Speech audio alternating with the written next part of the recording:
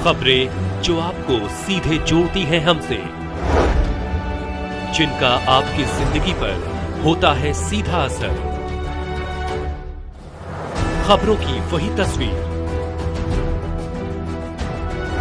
बिना बदले बिना डरे, जज्बा सच का लिए, सच दिखाते हैं। बलिया में सुखपुरा रोहित सिंह व्यापार नगर अध्यक्ष का बड़ा बयान। बलिया में सुखपुरा रोहित सिंह व्यापार नगर अध्यक्ष ने एक बड़ा बयान दिया है, जिसमें उन्होंने व्यापारियों के हितों की रक्षा करने और उनकी समस्याओं का समाधान करने के लिए अपनी प्रतिबद्धता व्यक्त की है। उन्होंने कहा कि व्यापार नगर अध्यक्ष के रूप में वे व्यापारियों की समस्याओं को समझते हैं और उनका समाधान करने के लिए हर संभव प्रयास करेंगे। उन्होंने व्यापारियों से अपील की है कि वे अपनी समस्याओं के बारे में उनसे संपर्क करें और उन्हें समाधान करने में मदद करें। रोहित सिंह ने कहा कि वे व्यापारियों के हितों की रक्षा करने और उनकी समस्याओं का समाधान करने के लिए प्रतिबद्ध हैं। उन्होंने व्यापारियों से सहयोग करने और उनकी समस्याओं का समाधान करने में मदद करने के लिए कहा है। मेरा नाम रोहित कुमार सिंह, नगर अध्यक्ष पूर्वांचल उद्योग व्यापार मंडल, जिला उपाध्यक्ष समाजवादी पार्टी। जी जी, सुखपुरा एक बड़ा सा एक माहौल है। यहाँ नाली की समस्या रही, क्या हुआ? बहुत सारा आश्वासन लोग दिए यहाँ पर। जब मैं शुरू में व्यापार मंडल का अध्यक्ष बना था यहाँ पे, तो मैं शपथ ग्रहण से ही इस चीज़ को लेके बार बार डीएम के यहाँ भी पत्रक दिया हूँ, और हम लोग जो जिला अधिकारी के साथ मीटिंग होती है उस पत्रांक में भी इस चीज़ को अंकित किया गया है कि सुखपुरा चौराहे से लेके और पानी टंकी तक एक बड़े नाले की व्यवस्था की जानी चाहिए, जिससे कि बरसात में आए दिन चौराहे पे व्यापारियों को दुकान खोलने में दिक्कत होती है। कस्टमर जाने की तो बात छोड़ दीजिए, खुद दुकान खोलने में बड़ी दिक्कत होती है। इसलिए सुखपुरा चौराहे से पानी टंकी तक एक बड़े नाले की बहुत सख्त ज़रूरत है, और इसको किसी भी सरकारी कोटे से जल्द कराने की ज़रूरत है। जी जी, यहाँ चुनाव टाइम पर भी ये तमाम आश्वासन मिले थे, यहाँ 16 लाइट लगेंगे। देखिए, हमारी 3 विशेष मांग थी शुरू में। एक बिजली विभाग से थी, जो हम लोगों ने व्यापार मंडल के द्वारा उसको कंप्लीट भी कर लिया। 2-2-250 केवी का ट्रांसफार्मर लगा। मैं बिजली विभाग के सभी कर्मचारियों को इसके लिए धन्यवाद भी देता हूँ। दूसरी जो सबसे बड़ी मांग थी, नाले की थी और शौचालय का था, और सोलर लाइट की थी। तो सोलर लाइट में भी किसी कोटे से चौराहे पे अभी लाइट लगी हुई है, लेकिन वो भी सोलर नहीं, बिजली के थ्रू ही लगी हुई है। सोलर लाइट अभी तक कोई भी कोटे से अभी तक आई नहीं, और बार बार वहाँ अधिकारी अपना ज्ञापन उसमें उत्तर लगा देते हैं कि इस पर कार्रवाई चल रही है। सोलर लाइट और शौचालय अभी फ़िलहाल में जो है सबसे ज़रूरी वाली चीज़ है। अभी इतना बड़ा मार्केट है। सरकार के मंत्री दानिश आजाद ने जिला मंत्री से कह गए कि पूरी तरह सोलर लाइट हम लगवा देंगे, जो आपके क्षेत्र के बगल के गाँव के ही वो निवासी हैं।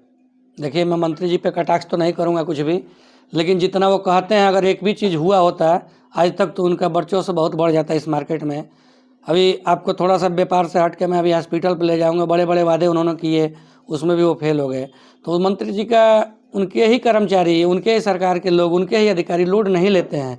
और मुझसे कोई अगर मंत्री जी के बारे में सवाल पूछे तो मुझे बड़ा अजीब सा लगता है कि इतने बड़े उत्तर प्रदेश के मंत्री होके और अपने ही नगर के लिए वो कुछ नहीं कर पाते हैं। बड़ा ताजुब लगता है। अगर वो चाहते तो पूरा चौराहे से पानी टंकी तक सैकड़ों सोलर लाइट लगवा के इसको पूरा चमचमाता हुआ बना देते, लेकिन अभी तक एक भी सोलर लाइट वो नहीं लगवा पाए। ना ही शौचालय की व्यवस्था आज तक इन्होंने कराई। हमारे यहाँ लगभग प्रतिदिन 40 से 50 हज़ार कस्टमर आते हैं अलग अलग 20-25 गाँवों से, और पुरुष तो कहीं भी शौचालय कर सकते, महिलाओं के लिए बहुत दिक्कत होती है।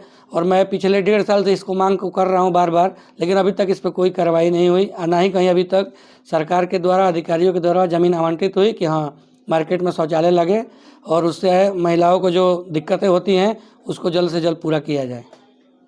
अभी तक कोई भी मांग नहीं पूरी गई। आए दिन व्यापारियों को जो समस्या होती है उसके लिए क्या करेंगे?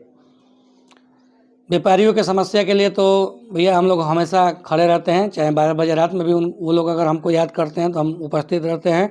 उस विषय में फूड इंस्पेक्टर हो, चाहे थाना के इंचार्ज हो, इन लोगों से भी हमको बहुत मदद मिलती है। मैं इस चीज़ को, बाकी मार्केट में क्या होता है मुझे नहीं पता, लेकिन हमारे यहाँ मार्केट की स्थिति है कि थाना सुखपुरा से भी हमको पूरी मदद मिलती है कि अगर आपका कोई स्वर्णकार व्यवसायी हो या फ्रेंचाइजी का व्यवसायी हो, अगर उसको पैसे ले जाने में या आभूषण ले जाने में, कोई भी कीमती सामान ले जाने में एक स्थान से दूसरे स्थान दिक्कत होती है, तो अगर थाना अध्यक्ष को सूचना मिलती है तो उसके लिए वो प्रशासन नियुक्त करते हैं।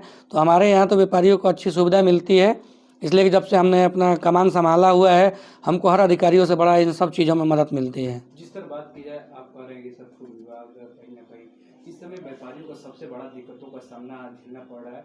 खाद्य विभाग जो फूड को लेकर काफ़ी चर्चा बनी है, आए दिन छापेमारी, कहीं ना कहीं व्यापारी आहत भी हैं, तो उसको लेकर आप किस तरह का कदम उठाते हैं? देखिए, अच्छा तालमेल बनता है। इससे पहले जब हम व्यापार मंडल अध्यक्ष नहीं थे यहाँ पे, तो यही अधिकारी आते थे यहाँ और आप ही का चालान काटते थे और 10 मिनट बाद मैनेज करके चले जाते थे।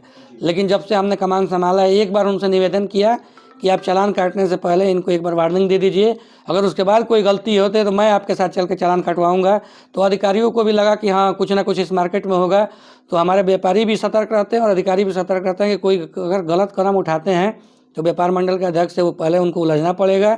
अगर मेरा व्यापारी सही है तो चाहे वो कितना भी बड़ा अधिकारी होता है वहाँ उसको झुकना ही पड़ता है, और हमारे साथ तालमेल बना के वो लोग चलते हैं। और मैं भी व्यापारियों से बार बार निवेदन करता हूँ कि आप लोग ऐसा मौका मत कीजिए कि अधिकारी हम लोग के ऊपर कोई गलत कार्रवाई करें। जिस तरह बात की है, बाजारों में अतिक्रमण को लेकर काफ़ी वसूली की जा रही है, छोटे दुकानदारों को, व्यापारियों को सताया जा रहा है, जाकर 5,000 का चालान कर देना, ये कहाँ तक जायज़ है?